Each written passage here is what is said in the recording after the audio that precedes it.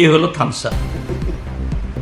থানসা মানে হলো চোর দাউর বাটপাটদের থানসা। এখন ভালো মানুষের থানসা না। দুর্ভাগ্যজনকভাবে বিগত কটা দিন ধরে একদিকে বিজেপির এবং তার সহযোগী যে দলগুলোর তাদের যে রাজনৈতিক সিদ্ধান্ত, তাদের যে এই জনবিচ্ছিন্নতা থেকে কিভাবে আড়াল করতে পারে, সেই জায়গায় যে সমস্ত হামলা হুজ্জুতি চালাচ্ছে সেগুলোতে পুলিশের কোনো ভূমিকা আমরা লক্ষ্য করছি না।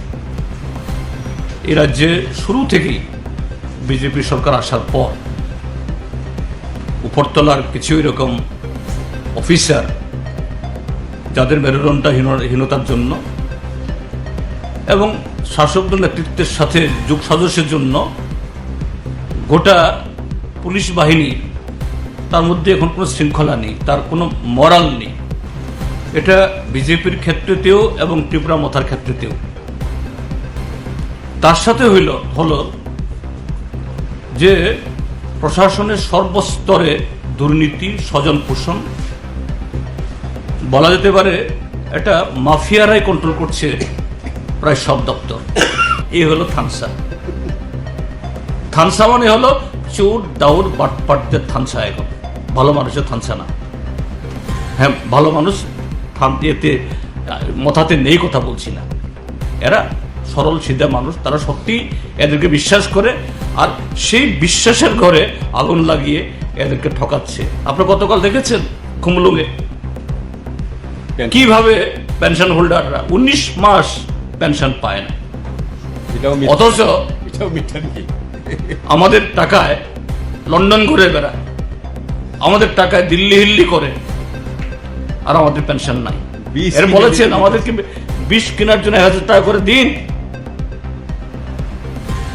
কাজে আমি বলবো, যারা কথা বলে কুশবাউ ভবন থেকে, এদেরকে দয়া করে কথাটা বলবেন, স্যার সিপিএম এর কথা আপনারা বাদ দিন, কিন্তু তাদেরটা জবাব দিন আপনারা। টেরর সরকারের উদ্যোগেই সন্ত্রাসের রাজত্ব চলছে, কিন্তু আমরা বলতে চাই যে এইরকম করে রেহাই পাওয়া যাবে না। এটা পতনকে রুখা যাবে না।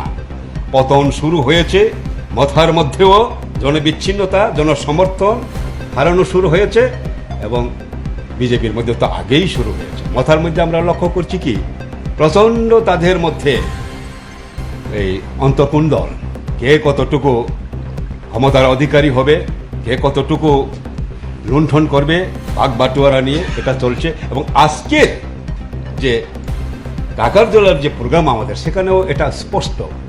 টাকার জলা আর জম্পুই জেলা দুইটা এলাকা। টাকার জলার দিকেও মথা নাই তা না, কিন্তু টাকার জলার দিকের মথারা একজনও এই 15-16 জনের উশৃঙ্খল বাহিনীর মধ্যে অংশগ্রহণ করে নাই। চলমান রাজনৈতিক পরিস্থিতির একটা নতুন ট্রেন্ড, এটা আপনারা লক্ষ্য করছেন, এবং সেটা আমাদের উপরে এবং ত্রিপুরাজ্যের বিরোধী রাজনৈতিক দলগুলোর উপরে শাসক দল কিভাবে তার প্রয়োগ শুরু করেছি, এই কয়েকটা ঘটনা এখানে বলতে চাইছি। আমাদের রাজ্যের মাননীয় মুখ্যমন্ত্রী, তিনি এখন প্রায় নিয়ম করেই প্রতিদিনই বলছেন সুশাসন, তারপরে এই সুশাসন বলতে গিয়ে বলছেন নিগু মাফিয়া, অর্থাৎ সমাজ বিরোধী, তাদের সাথে নোট মানে কম্প্রোমাইজ, জিরো টলারেন্স। এর আগেও বলেছেন ত্রিপুরাজ্য থেকে রাজনৈতিক সন্ত্রাস তিনি নির্মূল করবেন। অর্থাৎ এই রাজ্যে যে রাজনৈতিক সন্ত্রাস চলছে বিজেপি ক্ষমতাসীন হওয়ার পর, এটাকে অস্বীকার করার সুযোগ নেই। তিনি এটা স্বীকার করে কথাগুলি বলছেন, কিন্তু আখেরে এটা বন্ধ হওয়ার কোনো ধরনের যে নমুনা আমরা দেখছি না। হ্যাঁ, রাজনৈতিক কারণে এই সরকারের তাদের যে প্রতিশ্রুতির খিলাফ, অকর্মণ্যতা, এটা বিজেপির ক্ষেত্রেতেও এবং ত্রিপুরা মথার ক্ষেত্রেতেও। তার সাথে হলো যে প্রশাসনের সর্বস্তরে দুর্নীতি, স্বজন পোষণ, বলা যেতে পারে এটা মাফিয়ারাই কন্ট্রোল করছে প্রায় সব দপ্তর। এবং এই কন্ট্রোল করার পেছনে এই সুযোগটা পাচ্ছে প্রশাসনের যারা উপরতলায় আছেন, এটা তাদের লোকরাই। এবং আপনাদের পত্রপত্রিকাতেও এগুলি প্রায়শই আপনারা লিখতে বাধ্য হচ্ছেন বা লিখছেন, সত্য ঘটনা, কমিশন রাজ। তো এই জাতীয় অরাজকতা ও নিয়ম এগুলি যদি বহাল রাখতে হয়, সেখানে আইন শৃঙ্খলা রক্ষাকারী যে সংস্থা তাকেও হাত করতে হয়।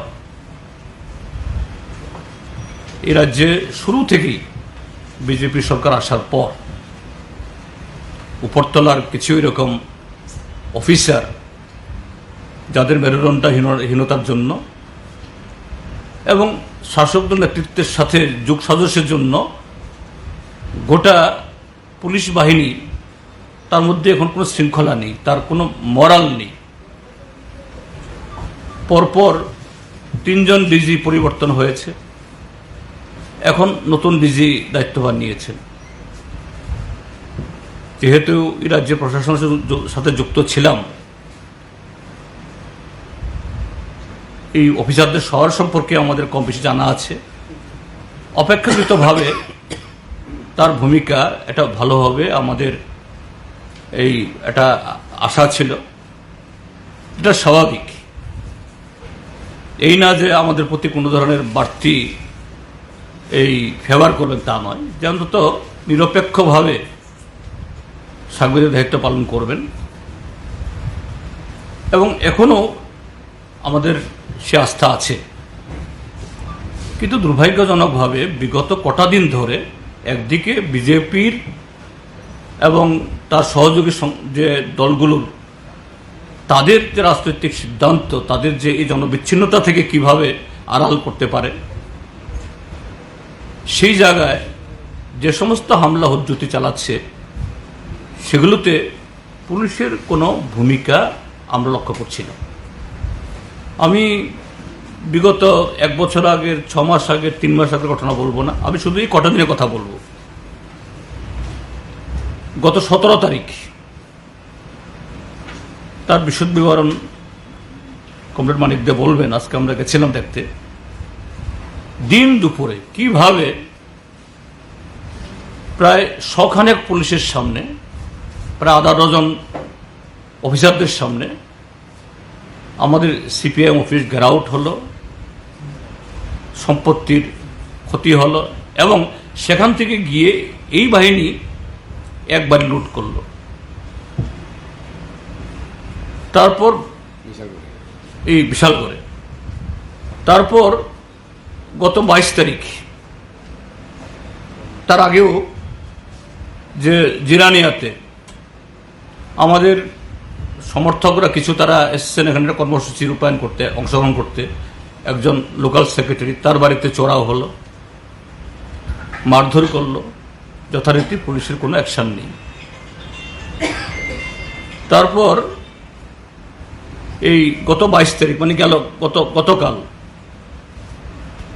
নরসিংগড়ে, এখন আমাদের পার্টি বা আমাদের সংগঠনগুলো অন্য দলের মতো না, এটা গণতান্ত্রিকভাবে তার সমস্ত স্তরে সম্মেলন হয়, নেতা নির্বাচন হয়,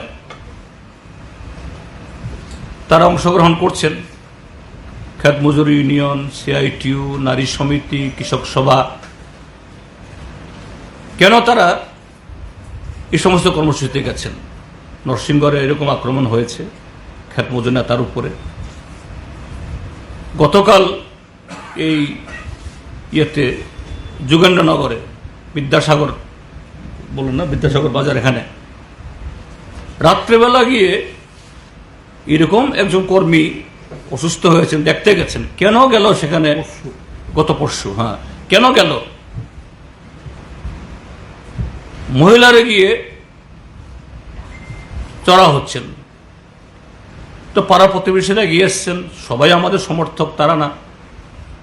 পুলিশকে খবর দেওয়ার পর হ্যাঁ পুলিশ গেছেন জায়গাতে, কিন্তু তাদের সামনে আমাদের সমর্থক কেন তার বাড়িতে অসুস্থ হলেও দেখতে আসলেন, বাইরের লোক আসতে পারবে না? আজকে বিশালগড়ে 17 তারিখ ঘটনায় ক্ষতিগ্রস্ত পরিবারকে দেখার পর আমাদের একটা কর্মসূচি ছিল, কমরেড নরেশ জমাতিয়া সহ টাকারজলার কমিউনিটি হলে আমাদের পার্টির 24তম কেন্দ্রীয় সম্মেলনের রিপোর্টিং আমরা করব। আমরা মাত্র রিপোর্টিং শুরু করেছি। শুনেছি যে আমাদের এই প্রোগ্রাম জানাজানি হওয়ার পর গতকাল থেকেই নাকি সেখানকার স্থানীয় বিধায়ক এবং তার সহযোগীরা নিষেধ করছেন, না আজকে মিটিংয়ে যাওয়া যাবে না। তো তারা ভাবিয়েছে কি আছে, বলেছে হয়তোবা এইটুকুর মধ্যে সীমাবদ্ধ থাকবে। আজকে যখন আমি আলোচনা শুরু করেছি তার মাঝামাঝি সময়েতে উপস্থিত সংখ্যায় খুব বেশি হবে না, বেশি, হ্যাঁ 15 থেকে 16 জন, এবং পুলিশ তার থেকে 3 গুণ। মুখে সবার ইতে কালো মাস্ক লাগানো। এখানে মিটিং করা যাবে না। আরে ব্যাপার কি, আমরা মিটিং তো আমরা তো মাইক লাগিয়ে করছি না, আমরা করবার সভা। অন্যায় কিছু তো কাজ করছে, অন্যায় কাজ করলে পুলিশ তো আমাদেরকে করতে দেবেন না সেখানে। কতক্ষণ বাদে পুলিশ বলছেন স্যার আপনারা চলে গেলে ভালো হয়। আরে কেন চলে যাব আমরা কি অন্যায় করছি? কিন্তু যেরকম ভাবে উপর্যুপরি হামলা শুরু করলো, আমরা ঠিক করলাম যে না, মিটিং সংক্ষিপ্ত করে, আমাদের মিটিং আমরা করেছি, মিটিং করিনি এরকম না, আমরা ফিরে আসি। কিন্তু মিটিংয়ে অংশগ্রহণকারী আমাদের প্রায় 7 জন নারী পুরুষকে তারা রাস্তার ইয়েতে আটকে পুলিশের সামনে পেটালো। পুলিশ যথারীতি এই 15-16 জন সমাজ বিরোধী কাউকেই একটু মানে ইয়ে করে না, তোমরা এটা করো না, বা একটা বেসকে অব্দি দিল না, কোথায় গেছে। এবং তার কারণ আবারও বলছি যে শাসক দলের দুর্বলতা, জনবিচ্ছিন্নতা, এই অপদার্থতার কারণে, স্বজন পোষণ দুর্নীতির কারণে এটা মুষ্টিমেয় লোকের হাতে চলে আসছে গোটা প্রশাসন, গোটা রাজ্যের মানুষের জীবন, সম্পত্তি, জীবিকা সবকিছু। এটা বিজেপির ক্ষেত্রে যেমন তেমনি মথার ক্ষেত্রে। এবং কেন টাকারজলাতে কদিন আগে একটা খবর উঠেছে, কিন্তু কোন বিধায়ক, কোন নেতা আমরা আসলে এখনো জানি না, কারণ এটা জাস্ট পাবলিকলি উঠেছে সোশ্যাল মিডিয়াতে। একজন বিধায়কের স্ত্রী, জম্পুজলা লাগাতে তো টাকারজলার বিধায়ক আছে, জম্পুজলার বিধায়ক আছে, বা অন্য কোনো কনস্টিটিউয়েন্সি বিশালগড় মহকুমার বিধায়কও হতে পারেন, নাকি ব্যাংকে 74 লক্ষ টাকা জমা দিতে গেছেন। কোন ব্যাংকও আমরা জানি না, এটা রটেছে মুখে মুখে, আমরা শুনেছি। কোন এমএলএ, তার স্ত্রী লম্বা না বেঠে, কালো না ফর্সা, এটা আমরা জানি না। কিন্তু ঠাকুর ঘরে কে কলা খায় না, সেখানকার একজন বিধায়কের আতে লেগেছে। কাজেই নিশ্চয়ই এ ঘটনাটা সিপিআইএম করেছে, এটাও একটা ইস্যু। এরকম ভাবে দুর্নীতি, স্বজন পোষণের সাথে আষ্টে পৃষ্ঠের থেকে এই জোট এবং তাদের সমস্ত প্রতিশ্রুতি যখন তারা এই রূপায়ণ করতে ব্যর্থ হচ্ছে, নতুন নতুন স্লোগান তুলেও পাত্তা পাচ্ছে না, তখন এই হিংসাটাই পথ। কাজেই আমি আপনাদের মাধ্যমে আহ্বান জানাবো, প্রথমত প্রশাসনকে, প্রশাসন তার যে কি বলে সাংবিধানিক দায়িত্ব পালন করুন।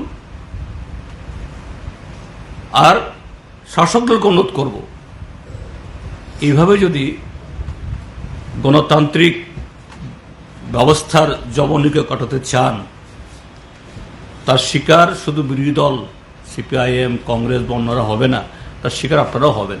এই রাজ্যের মানুষ যখন পুলিশের কাছ থেকে কোনো সাহায্য না পেয়ে, তার সাংবিধানিক অধিকার প্রতিষ্ঠিত করতে না পেরে যখন রাস্তায় নামবে, তখন কেউ রেহাই পাবে না।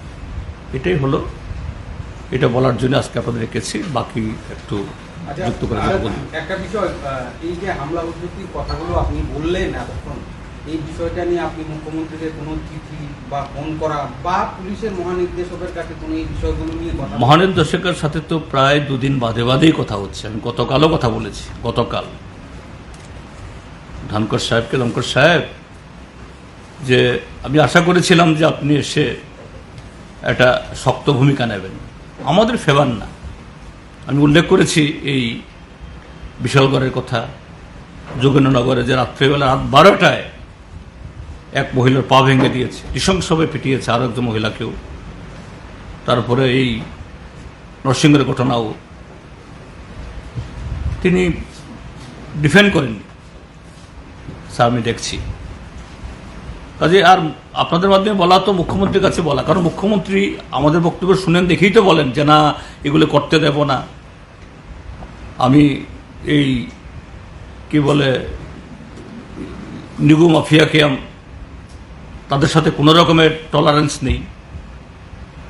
কিন্তু আমি বলবো এই জায়গাতে মুখ্যমন্ত্রীকে, নিগু মাফিয়া তাদের তো দোষ নেই সেরকমভাবে, এরা তো ক্রীড়নক, দাবার গুটি।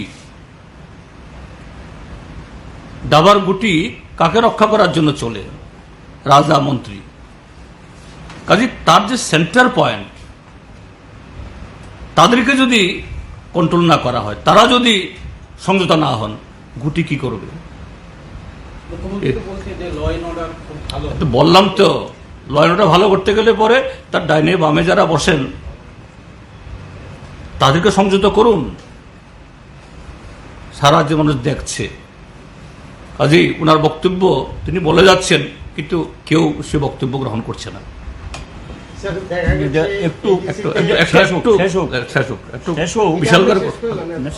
বিশালগড় ঘটনাটা না, আমি যেটা বলবো, পার্টির সেক্রেটারি সবটা বলেছে। সরকারের দুর্নীতি, ব্যর্থতা, মানুষের জনজীবনের সমস্যা নিয়ে আমাদের লোকরা যখন রাস্তায় বেরোতে শুরু করেছেন, শুধু আমাদের লোক না, বিজেপির লোক, কংগ্রেসের লোক, মথাল যারা আছে, যারা বিভিন্ন ক্ষেত্রে বঞ্চিত, কাজ নেই, খাদ্য নেই, সারা রাজ্যে একটা মানুষ রাস্তা রোকো থেকে আরম্ভ করে বিভিন্ন কর্মসূচি চলছে, যেগুলো শুধু রাজনৈতিক ফ্ল্যাগ নিয়ে না, মানুষ স্বতঃস্ফূর্তভাবে সেখানে রাস্তায় নামছেন।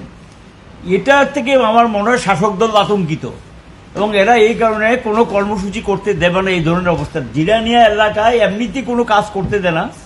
এখানকার কিছু সমস্যা নিয়ে তারা এসেছিল, আগরতলা একটা বড় মিছিল করেছে, মানুষ বেরিয়ে এসছেন সাহস নিয়ে। এখানে গিয়ে তারা পরের দিন গিয়ে জিরানিয়াতে পার্টি 2 জন এলসি, একজন রানীবাজার এলসি সেক্রেটারি আর একজন জিরানিয়া লোকাল সেক্রেটারি বাড়ি আক্রান্ত হয়েছেন। তারপরে গিয়ে একজন সবচেয়ে এখানে জিরানিয়া পুরনো পার্টি লিডার মনোরঞ্জন দাস, তাকে মেরেছে, তার স্ত্রীকে মেরেছে, ছেলের বউকে মেরেছে, বাচ্চা নাতি নাতনি তারও রেহাই পায়নি। তা মারাত্মকভাবে বাড়িটা ভাঙচুর করে তাদেরকে আক্রান্ত।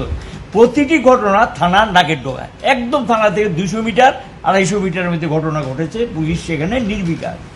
দ্বিতীয় যেটা এখানে লক্ষ্য করা গেল, বিশালগড়ে যেটা বললেন আমাদের পার্টি সেক্রেটারি, আজকে আমরা এই বাড়িটাতে গিয়েছি, সাংবাদিকদের পর্যন্ত বিশালগড়ে বলছে, দেখি আমাদের কাছে খবর সত্য মিথ্যা বলতে পারবো না, যে এখানে যা ঘটে ছাপতে পারবে না, বিশালগড়ে কি চলছে এ কে না জানে, একটা অরাজকতা চলছে। এই পরিস্থিতির মধ্যে আজকে বাড়িটাতে গিয়ে আমরা স্তম্ভিত। মানে এ তো রাজনৈতিক দিনে দুপুরে ডাকাতি।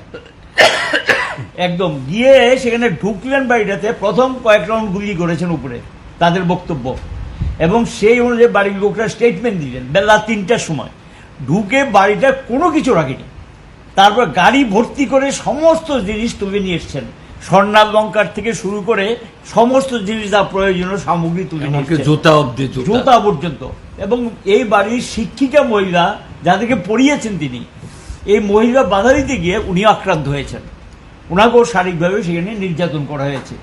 এবং এই পরিস্থিতি এগুলো পুলিশ জানেন, পুলিশকে জানানো হচ্ছে, কোনো ব্যবস্থা নিলেন না, এবং এটা বাড়িটাতে না গেলে যে কি চলছে রাজ্যটা নিয়ে বোঝার কোনো সুবিধা নেই। আজকে গিয়ে আমরা স্তম্ভিত, কি করে দিন দুপুরে প্রকাশ্য, এবং দুই দিক থেকে প্রথম কি করেছে, রাস্তাটা আপনারা জানেন বিশালগড় এসডিএম অফিসের সঙ্গে দিয়ে একটা রাস্তা বক্সনগর দিয়ে গেছে, একদম রাস্তার সঙ্গে বাড়ি, প্রথম দুই দিকে দুইটি গাড়ি দিয়ে রাস্তাটা ব্লক করে দিয়েছেন যাতে কেউ না আসতে পারে। তারপর কয়েক রাউন্ড ফায়ার করে বাড়িটাতে ঢুকলেন, ঢুকে তারপরে গিয়ে এই কাজটা করলেন। বাড়ির লোকরা সেই স্টেটমেন্ট আমাদের কাছে দিলেন, তারা সেই বক্তব্য জানালেন, পুলিশও জানে এই ঘটনা এটা চলছে। সেকেন্ড যেটা আরও মারাত্মক, যেটা যে বিদ্যাসাগর যেটা বললেন আমাদের পার্টি সেক্রেটারি, এ অটো ড্রাইভার এবং auto state committee member, Jogendranagar local কমিটির মেম্বার বাদল দাস, রতন দাস ওর বাড়ি হলো বিদ্যাসাগর। এবং বাড়িতে কেন এখানে নারী সমিতির একটা মিটিং হয়েছিল, এবং এই মিটিংয়ের জায়গা কেন দিলেন, বাড়িতে গিয়ে সেখানে পিটালেন, পুলিশ গেলেন, সেখানে গিয়ে ইনজুর্ড মহিলা 3 জনকে তুলে এনে জীবিতে পুলিশই চিকিৎসা করেছেন। আর অদ্ভুত ঘটনা, সেই বাড়ির একজনকেই এনে থানায় আটকে রাখলেন। কালকে রাত্রে সম্ভবত তাকে ছেড়েছে, রাত্রে 11টার সময় তাকে ছেড়েছে, পাক্কা আটকে রাখলেন তাকে, এবং কোনো আসামি এখানেও গ্রেপ্তার নেই, এবং 2 জন হাসপাতালে ভর্তি ছিলেন মহিলা। তারপরে গিয়ে দেখা গেল যেটা অলঙ্গনগর, নরসিংগড়ের সঙ্গে অলঙ্গনগর, এখানে খ্যাত মজুরের একটা সম্মেলন ছিল, বাড়িতে কেন জায়গায় দিলেন, সেখানে গিয়ে দেখা যায় ওর মালিকের নাম হলো গিয়ে বাদল দাস, এবং এও কিন্তু অটো ড্রাইভার, এবং এই বাড়িটাতে গিয়ে সেখানে ভাঙচুর করলেন এবং জিনিসপত্র তছনছ করলেন, এই ঘটনা। তাহলে দেখা যায়, এবং এরপর টাকার চলবা ঘটনা তো আজকে শুনলেন, তো এটা কি, তাহলে এটা কি সিপিআইএমকে নিষিদ্ধ দল, যে কথা বলতে পারবে না, মিটিং করতে পারবে না, মিছিল করতে পারবে না? এই অরাজকতা কতদিন চলবে? এবং আমরা শাসক দলের কাছে বিশেষ করে জিজ্ঞাসা করতে চাই, এবং এখানকার সরকারের কাছে জিজ্ঞাসা করতে চাই, প্রকাশ্য বলে দিন যে এটা নিষিদ্ধ। এরাই আবার জরুরি অবস্থার বিরুদ্ধে, আমি দেখলাম জরুরি অবস্থা 1975 সালের বিরুদ্ধে তারা দিবস পালন করবে। এখন কি চলছে দেশটার মধ্যে, আর এই রাজ্যে কি চলছে? এ তো জরুরি অবস্থা আমরা দেখেছি, জরুরি অবস্থার সময় আমরা ভুক্তভোগী, তো এর চেয়ে খারাপ অবস্থা এখন নিয়ে দাঁড় করিয়েছেন। রাজ্যের যে অবস্থা চলছে, অঘোষিত একটা জরুরি অবস্থা মতো সেখানে চলছে। এই পরিস্থিতিতে আমাদের বক্তব্য, সরকার এইটা বন্ধ করুক এবং তার দায়িত্ব পালন করুক, সাংবিধানিক দায়িত্ব পালন করুক। আমরা মানুষকে নিয়ে রাস্তায় আছি, রাস্তায় থাকবো। তারা অত্যাচার করব বা যাই করুক, রাস্তায় মানুষ নামবে, তার কারণ তার নিজের চাহিদা অনুযায়ী মানুষের যে উপর যে চলছে সেই অনুযায়ী মানুষ প্রতিবাদে সোচ্চার হওয়া, এটা ভারতবর্ষের নাগরিকের চারিত্রিক বৈশিষ্ট্য। বেশি দিন এটাকে সহ্য করে নেয় না, এটার বিরুদ্ধে ঘুরে দাঁড়ান, এবং এটাই আমরা বলবো সরকার যাতে এগুলো এখনই বন্ধ করার জন্য প্রয়োজনীয় পদক্ষেপ গ্রহণ করে।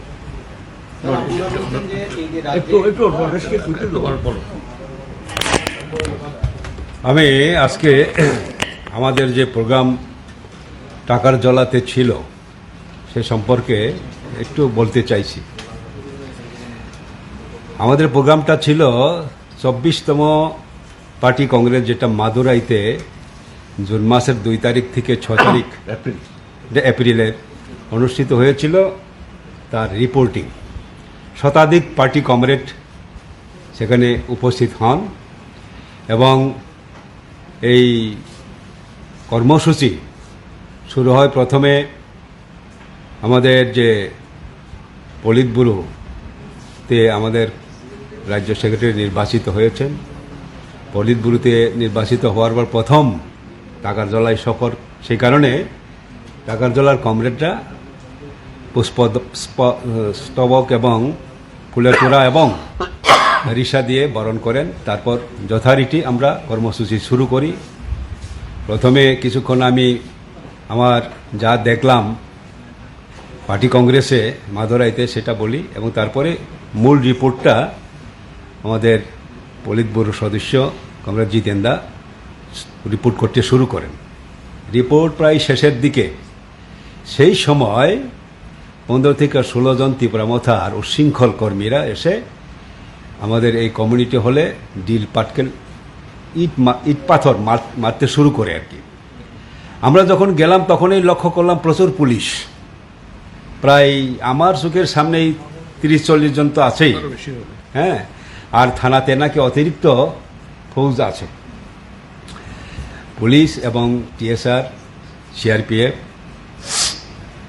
তো এরকম অবস্থায় এলাকাবাসীর প্রশ্ন, আমাদেরও প্রশ্ন, মাত্র 15-16 জন উচ্ছৃঙ্খল ত্রিপুরা মথার কর্মী কি করে এত পুলিশ ফোর্সকে ডিনাই করে আমাদের মিটিংটা ডিস্টার্ব করতে পারে, এটা আমাদের প্রশ্ন। এবং তারা যখন এই ডিল মারতে শুরু করে তখন এই থানা থেকে জানানো হয় আমরা যাতে মিটিংটা সংক্ষেপ করে শেষ করি, বন্ধ করে যাতে চলে যায়।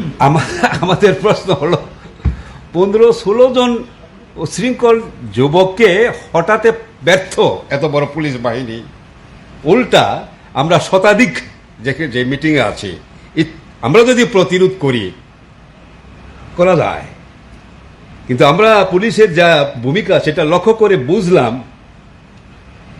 আমরা যদি প্রতিরোধে নামি তাহলে পুলিশের ভূমিকা ভয়ঙ্কর হবে আমাদেরকে আটকানোর জন্য, ওই 15 জনকে রক্ষার জন্য। এই 15 জন এত সাহস করে যে এত পুলিশ বাহিনীকে ডিনাই করে আসলো, এটা থানার সঙ্গে এই ছেলেদের আন্ডারস্ট্যান্ডিং না থাকলে হতে পারে না, এটাকে আমরা নিন্দা জানাই। এবং তারা এটা বলে যে আমরা যদি এই মিটিংটা শেষ করে আমরা এলাকা থেকে চলে আসি তাহলে এই লোকগুলা চলে যাবে এবং তারপরে তারা যারা এসেছে শতাধিক যে আমাদের পার্টি কমরেড তাদেরকে নিরাপদে বাড়িতে পৌঁছে দেওয়ার ব্যবস্থা করবে পুলিশ। এরপরে আমি ছিলাম, বানলা ছিলেন, বানলাল সাহা, রতন সাহা ছিলেন, আমরা সবাই চলে আসি। কিন্তু পুলিশ যেভাবে বলেছিলেন সেই কথা রাখে নাই। পুলিশের সামনে বাজারে অনেক পুলিশ আছে, একেবারে থানার সামনে, সেখানে 6-7 জন 8-9 জনকে তারা মারল, বেধড়ক, মহিলা এবং মহিলা বৃন্দা দেববর্মা, তিনি গত বিধানসভা নির্বাচনে এই কোলাঘাটি কেন্দ্র থেকে প্রার্থী ছিলেন আমাদের, তাকে পর্যন্ত রেহাই দেননি। এবং আমাদের এই পার্টির লোকাল সেক্রেটারি রঞ্জিত দেববর্মা তার সঙ্গে ছিলেন, তাকেও বেধড়ক মেরেছে। আর তরণী দেববর্মা যিনি সিআইটিউ লিডার ওই এলাকার, তাকে মেরেছে, তার 2টা দাঁত পড়ে গেছে। এরকমভাবে 7-8 জনের উপর এরকম আক্রমণ করলো পুলিশের উপস্থিতিতে। এটা কি প্রমাণ করে? রাজ্যে রেইন অফ টেরর, সরকারের উদ্যোগেই সন্ত্রাসের রাজত্ব চলছে। কিন্তু আমরা বলতে চাই যে এরকম করে রেহাই পাওয়া যাবে না, এটা পতনকে রুখা যাবে না। পতন শুরু হয়েছে, মথার মধ্যেও জনবিচ্ছিন্নতা, জনসমর্থন হারানো শুরু হয়েছে এবং বিজেপির মধ্যে তো আগেই শুরু হয়েছে। মথার মধ্যে আমরা লক্ষ্য করছি কি প্রচণ্ড তাদের মধ্যে এই অন্তর্কুণ্ডল, কে কতটুকু ক্ষমতার অধিকারী হবে, কে কতটুকু লুণ্ঠন করবে, ভাগ বাটোয়ারা নিয়ে এটা চলছে। এবং আজকের যে টাকার জলার যে প্রোগ্রাম আমাদের, সেখানেও এটা স্পষ্ট। টাকার জলা আর জম্পুই জেলা 2টা এলাকা, টাকার জলার দিকেও মথা নাই তা না, কিন্তু টাকার জলার দিকের মথারা একজনও এই 15-16 জনের উচ্ছৃঙ্খল বাহিনীর মধ্যে অংশগ্রহণ করে নাই। শুধু ওই জম্পুই জলার যেখানে বিধায়কের এলাকা, সেখান থেকেই এই 15-16 জন এসে এই ঘটনা করেছে। এলাকাবাসী প্রচণ্ডভাবে বিরক্ত এবং তারাও শীর্ষি ধিক্কার জানিয়েছে তাদের এই কার্যকলাপে। আমরা তো ধিক্কার জানাচ্ছি। এরকম আমরা বলছি, এরকমভাবে পতন রোধ করা যায়, যেন পতন হবেই। এটাই হলো বিশালগড়ের যে বাড়িটা, আজকে আমরা 2 জন গিয়েছিলাম পার্টির সেক্রেটারি মোশাররফ হোসেন, ওর নামটা হলো মোশাররফ হোসেন। এবং বিশালগড়ে যেদিন পার্টি অফিসে আক্রান্ত হয় সেদিন সে পার্টি অফিসে ছিল, তার অ্যাবসেন্সে তার বাড়িটা আক্রান্ত হয়। আজকে আমরা গিয়ে দেখি আমাদের আমরা যে এখানে যাবো সম্ভবত পুলিশ জানে, আমার মনে হয় আমি তো গিয়ে দেখলাম যে তার যুদ্ধকালীন অবস্থা মতো 100-150 মতো হবে, আমার মনে হয় এরকমই হবে। সমস্ত অফিসার সব দাঁড়িয়ে আছে, সিআরপিএফ, টিএসআর থেকে সব। আর সেই দিন বাড়িটা আক্রান্ত হলো, পার্টি অফিস থেকে বেশি দূর না, এটা পার্টি অফিসের সামনে 100 খানেকের উপরে ছিল। আমিও এই পার্টি অফিসে ছিলাম, বেরিয়ে আসার পর ঘটনাটা ঘটেছে। আচ্ছা এটা এই যে অবস্থাটা, এই যে অবস্থাটা, এটা চলতে দেওয়া যায় না। এটা তো আজকে এই আমি অনুরোধ করুন, যদি কারো সুযোগ থাকে বাড়ি মালিকদের বক্তব্য গিয়ে শুনে আসতে। স্যার একটা ছোট্ট বিষয়, আপনারা যে এই যে কথায় কথা যেটা বলছেন যে রাজ্যে নাকি আরে সরস না রাজ্যে নাকি তুমি সময়টা বাধা তো ওখানে। রাজ্যে নাকি কাজ নেই, খাদ্য নেই, অনাহার, অর্ধাহার। নেই তো। এই যে বিজেপিও কিন্তু সাংবাদিক সম্মেলন করেই বলছেন যে এগুলো তো তাদের পুরনো ক্যাসেট, এখনো অভ্যাস তাদের পাল্টাই, আমি নতুন কোনো কিছু নেই। খুব বিনয়ের সাথে বিজেপি নেতাদেরকে বলবো, তো এই যে বিভিন্ন জায়গাতে প্রতিদিন রাস্তা রোকো হচ্ছে জলের জন্য, কাজের জন্য, কাজ করে মজুরি না পাওয়ার জন্য, দয়া করে তাদেরকে কি কথাগুলো বলুন না। ঠিক আছে, সিপিএম বলেছে, সিপিএম কে আপনারা ইয়ে করুন, নস্যাৎ করুন। পঞ্চায়েতে তালা, হ্যাঁ, পঞ্চায়েত তালা পড়ছে, দেখেছেন তো গতকাল বিজেপির পতাকা ছিঁড়ে সেই কাপড় দিয়ে এক বিজেপির সাকরেতকে গাছে বেঁধে রাখছে। কেন? যে সমস্ত বড় বড় নেতারা কথাগুলো বলছেন তাদেরকে বলুন, আপনাদের গায়ে লাগে না? আপনাদের পতাকা ছেড়ে আপনাদের লোককে গাছে বেঁধে রাখছে। আপনাদের বিধায়ক একজন গ্রাম প্রধান মহিলা, দুর্ভাগ্য মহিলা, অমরপুরে পুলিশ গ্রেপ্তার করতে বাধ্য হয়েছে। এরকম তো সব জায়গাতে পুলিশ না দেখার খেলা খেলে, কিন্তু তারপরও করেছে। কেন হয়েছে? ত্রিপুরাজ্যে কখনো হয়েছে কিনা এরকম?